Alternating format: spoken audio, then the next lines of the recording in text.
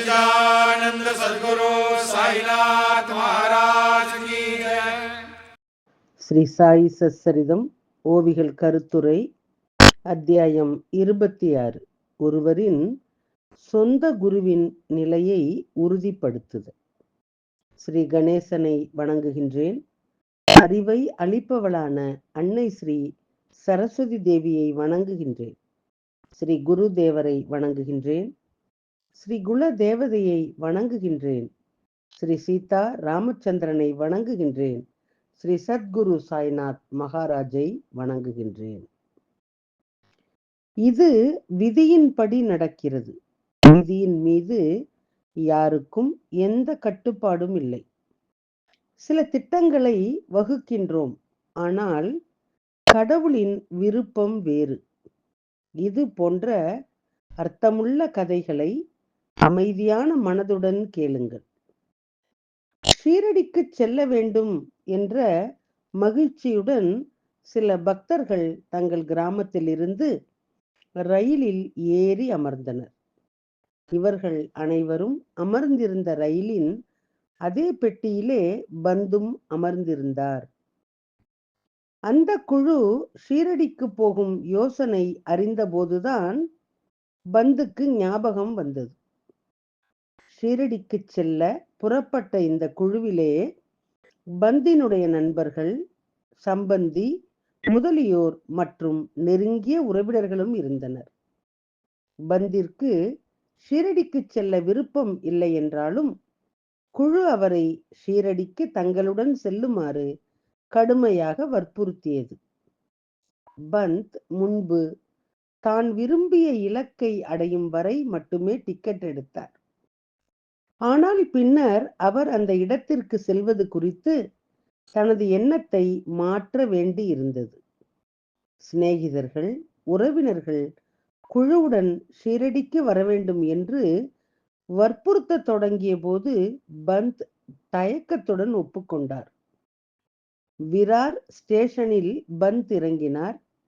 மற்ற குழுக்கள் முன்னோக்கி சென்று மும்பையிலே பந்துக்காக காத்திருக்க ஆரம்பித்தன. பந்த் விரரிலிருந்து கடன் வாங்கிய பணத்தை கொண்டு வந்து அந்த குழுவிலே சேர்ந்தார்.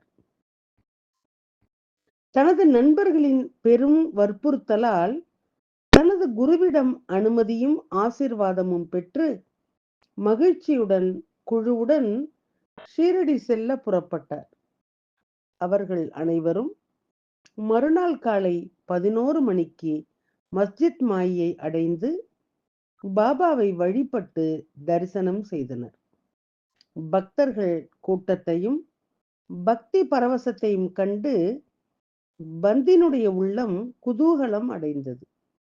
பாபாவை கண்டு அனைவரும் மிகவும் மகிழ்ச்சி அடைந்தனர். இதற்கிடையிலே பந்த் பக்கவாதத்தால் பாதிக்கப்பட்டு மயங்கி விழுந்தார். அவரது உறுப்புகள் பலவீனமடைந்து மயக்கமடைந்தார்.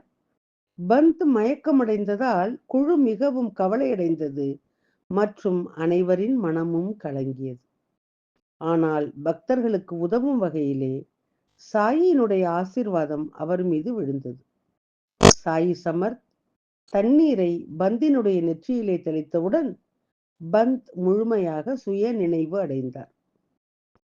உறக்கத்தில் இருந்து விழித்தவன் போல திடுக்கிட்டு எழுந்தார் பந்த். இவ்வாறு அவர் மிகவும் மகிழ்ச்சியாகவும் ஆரோக்கியமாகவும் தோன்றினார்.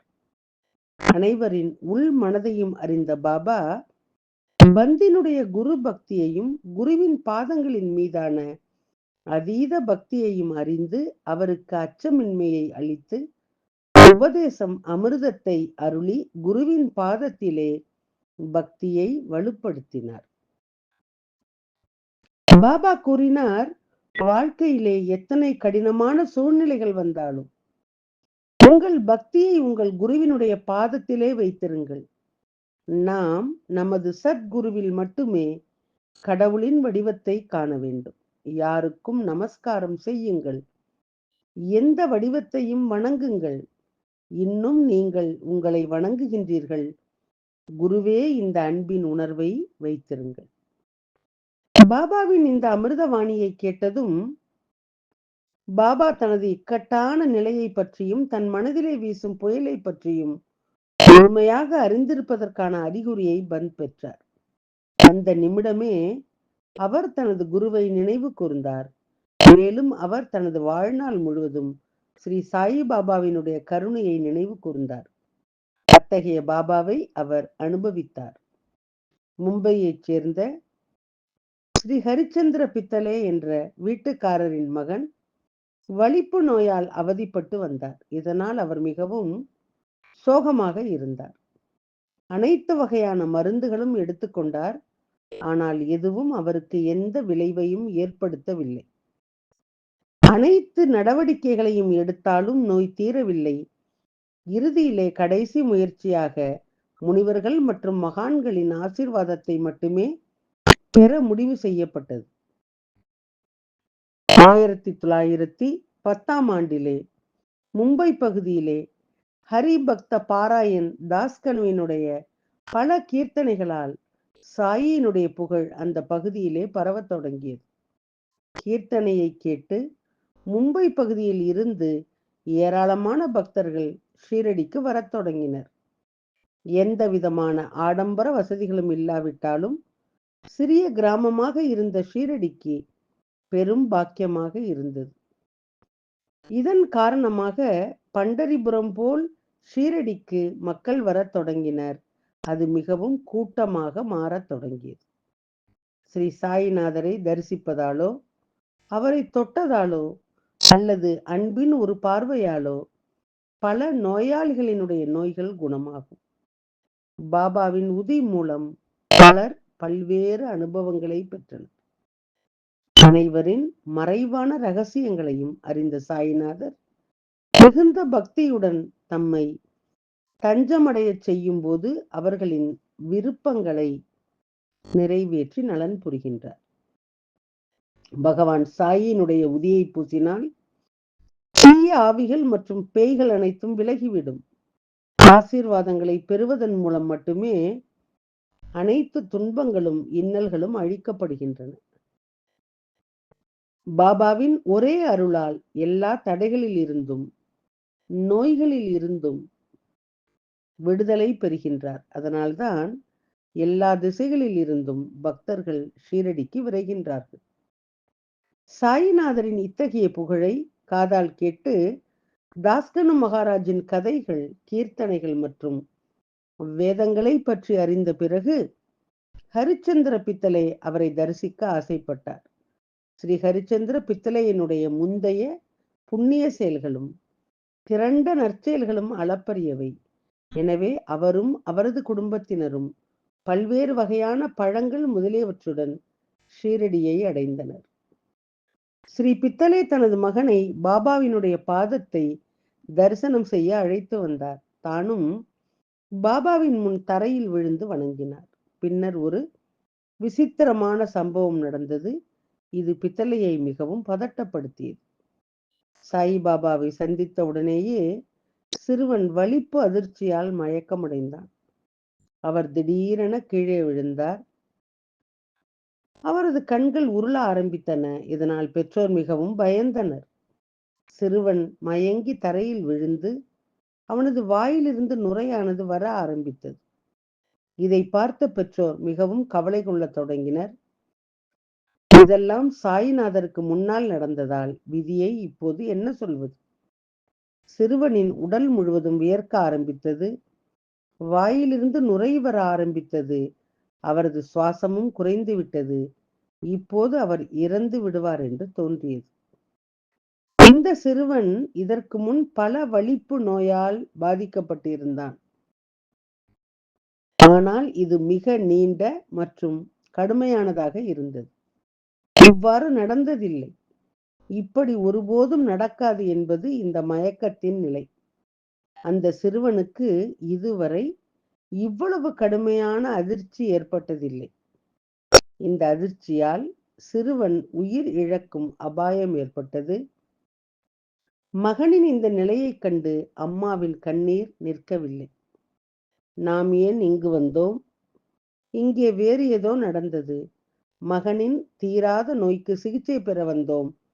ஆனால் அந்த சிறுவனுக்கு இவ்வளவு பயங்கரமான நெருக்கடி ஏற்பட்டு விட்டதே. சாயிபாபாவின் தரிசனம் இவ்வளவு கொடியதாக இருக்கும் என்று அவர் நினைத்ததே இல்லை. வீணாக இங்கு வந்தோம் என்று ஹரிச்சந்திர பித்தளையினுடைய மனைவி நினைக்க ஆரம்பித்தார். வெளியிலே 4 பேர் கொள்ளையடிக்காமல் இருக்க வீட்டிலே தஞ்சம் புகுந்தது. ஆனால் அந்த வீடே உடலின் மேல் விழுந்தது. நமக்கு அப்படி நடந்திருக்கின்றது என்று அந்த சிறுவனின் தாயின் உணர்வும் அப்படி இருந்தது. சிங்கத்திற்கு இரையாகி விடுவோமோ என்று பயந்து ஓடும் பசுவை கசாப்பு கடைக்காரன் பிடிப்பது போல ஷீரடியிலே எங்களுக்கும் அதேதான் நடந்துள்ளது என்று அவள் கூற ஆரம்பித்தாள். கோடை வெயிலிலே சுட்டெரித்த பயணி மரத்தடியின் நிழலிலே அமர்ந்தபோது மரமே வேரோடு பிடுங்கி விழுந்தது போல எங்கள் நிலை மோசமாகிவிட்டதாக அவருக்கு தோன்றியது. முழு நம்பிக்கையுடன் ஒரு கோவிலுக்கு சென்று வழிபடுவோம். கோயிலே நம்முடைய உடலிலே இடிந்து விழுகின்றது. இங்கு வந்தபோதும் அதே நிலைதான் அவளுக்கு ஏற்பட்டது. பின்னர் பாபா அவர்களுக்கு தைரியம் சொல்லி திடமான விசுவாசமான வார்த்தைகளை பேசி அச்சத்தை நீக்கினார். பாபா, கொஞ்சம் பொறுமையாக இருங்கள், பையனை அழைத்து கொண்டு நீங்கள் இருக்கும் இடத்திற்கு அழைத்து செல்லுங்கள், சில நிமிடங்களில் அவன் சுயநினைவு திரும்புவான் என்றார். பையனை நீங்கள் தங்கும் இடத்திற்கு அழைத்து செல்லுங்கள், 25 நிமிடங்களுக்கு பிறகு அவன் சுய நினைவுக்கு திரும்புவான், தேவையில்லாமல் கவலைப்பட வேண்டாம் என்று பாபா கூறினார். பாபாவின் கட்டளையின்படி அவர்கள் சிறுவனை அவர்கள் தங்கும் இடத்திற்கு அழைத்து சென்றனர். பாபாவின் வார்த்தைகள் முற்றிலும் உண்மையானது. பிதளை குடும்பத்தினுடைய மனதில் இருந்த தவறான எண்ணங்கள் அனைத்தும் மறைந்து மகிழ்ச்சி நிறைந்தது. சிறுவனை வாடாவுக்கு அழைத்து சென்றவுடன் சிறுவன் சுயநினைவுக்கு வந்தான். பெற்றோரின் கவலைகள் நீங்கி அனைவரும் மகிழ்ச்சியிலே ஆழ்ந்தனர். உடனே ஸ்ரீ ஹரிச்சந்திர பித்தளை பாபாவை தரிசனம் செய்ய குடும்பத்துடன் மஸ்ஜித் மாயிக்கு வந்து பணிவுடன் பாபாவை வணங்கினார். தன் மகன் சுய நினைவை அடைந்து வருவதைக் கண்டு மனதிலே பாபாவுக்கு நன்றி செலுத்தினார். சிறு பித்தளை மகிழ்ச்சி அடைந்தார். பித்தளை பாபாவின் பாதங்களை அழுத்தியபடி அமர்ந்திருந்த போது பாபா சிரித்துக் கொண்டே கேட்டார், மனதிலே எழும் வாக்குவாத அலைகள் இப்போது தணிந்து விட்டதா? கடவுள் நம்பிக்கையும் பொறுமையும் கொண்டவனை ஸ்ரீஹரி காக்கின்றான் என்றார். ஸ்ரீ ஹரிச்சந்திர பித்தளை ஒரு பணக்கார வீட்டுக்காரர். அவர் மரியாதைக்குரிய ஒரு பிரபலமான நபராக இருந்தார். சிறுவன் குணமடைந்த மகிழ்ச்சியிலே பாபாவுக்கு வெற்றிலைப்பாக்கு, பூ, பழங்கள் போன்றவற்றை சமர்ப்பித்து அங்கிருந்த அனைவருக்கும் ஏராளமான இனிப்புகளை வழங்கினார். திருமதி பித்தளே மிகவும் நல் ஒழுக்கமுள்ள இயல்புடைய அன்பான மற்றும் அர்ப்பணிப்புள்ள இல்லத்தரசியாக இருந்தார். மஸ்ஜித் மாயில் உள்ள தூணிலே சாய்ந்து ஆச்சரியமான கண்களுடன் பாபாவை மரியாதையுடன் பார்த்தார். பாபாவை பார்த்து அவருடைய கண்களிலே ஆனந்த கண்ணீர் நிறைந்தது. இத்தகைய தினசரி வழக்கத்தால் 8 சாத்வீக உணர்வுகள் அவருக்குள் எழுந்தன. அவருடைய அன்பான பக்தியை கண்டு பாபாவும் மகிழ்ச்சி அடைந்தார். துறவிகளின் நடத்தையும் கடவுளைப் போலவே இருக்கும். கடவுளும் மகான்களும் எப்பொழுதும் பக்தர்களுக்கு கீழ்ப்பட்டவர்கள். பக்தியுடன் தம்மை வழிபடும் பக்தர்களுக்கு அவர் நிச்சயமாக தனது ஆசிகளை பொழிகின்றார். ஸ்ரீ பித்தளை சேத் தனது குடும்பத்தினருடன் வீட்டிற்கு செல்ல மஸ்ஜித் மாய்க்கு வந்தபோது பாபாவின் அனுமதி வடிவிலே உதியை பெற்ற பிறகு பித்தளை சேத் செல்ல தயாராக தொடங்கினார். பின்னர் பாபா தனது பாக்கெட்டிலிருந்து 3 ரூபாயை எடுத்து ஸ்ரீ பித்தளையிடம் அருகிலே அழைத்து அவர் சொல்வதை கேட்கும்படி கூறினார். பாபா, பாபு, நான் உனக்கு 2 ரூபாய் முன்பே கொடுத்துள்ளேன். மேலும் இந்த 3 ரூபாயை உன்னுடன் எடுத்து சென்று பூஜித்து வணங்கி கொண்டே இரு, அது நன்மை பயக்கும் என்றார்.